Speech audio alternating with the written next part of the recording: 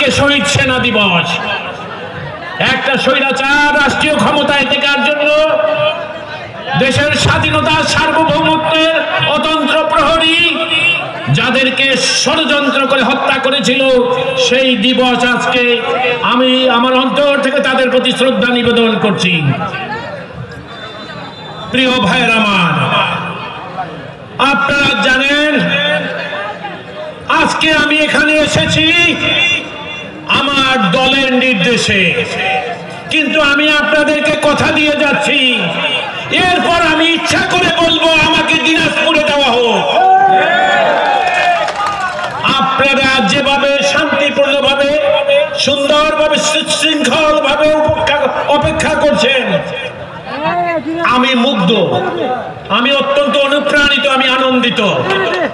আমার সীমিত যোগ্যতায় যতটুকু যেখানে বলার আমি বলবো ইনশাআল্লাহ। প্রিয় ভাইয়েরা আমার, আমি প্রসঙ্গে ফিরে আসি। আপনারা দেখেছেন আজকে বাজার দর কি।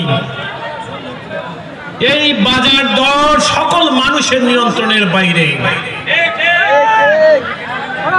আজকের এই সরকার যাদেরকে বিএনপির মতো একটি রাজনৈতিক দল সমর্থন দিয়েছিলেন, যে কারণে রাষ্ট্রীয় ক্ষমতায় তারা বসেছিলেন, কারণ বিএনপি জনগণের রাজনীতি করে, মানুষের রাজনীতি করে। বিএনপির সেদিনের প্রত্যাশা ছিল এই সরকার ক্ষমতায় আসবে, স্বৈরাচার আমলে মানুষের ক্রয় ক্ষমতা নিয়ন্ত্রণের বাইরে চলে গেছিল, দ্রব্যমূল্যের ঊর্ধ্বগতির কারণে নাবিশ্বাস হতেছিল মানুষের।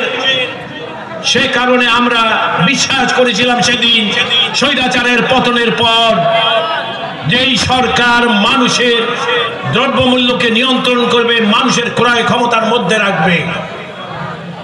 অত্যন্ত পরিতাপের বিষয়, যদিও সফল হতে এখনো এই সরকার পারে নাই। আপনারা লক্ষ্য করেছেন আইন শৃঙ্খলা রক্ষা এদেশের সবচেয়ে বড় কাজ ছিল। স্বৈরাচার শাসক দেশের আইন শৃঙ্খলা রক্ষাকারী বাহিনীকে নিজেদের তাবেদার বাহিনী বানিয়েছিল,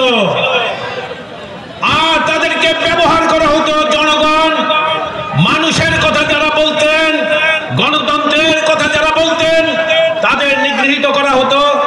আপনারা দেখেছেন কিছু কিছু বাহিনীর সহায়তায় আমার দলের হাজার হাজার নেতা কর্মীকে গুম করেছিল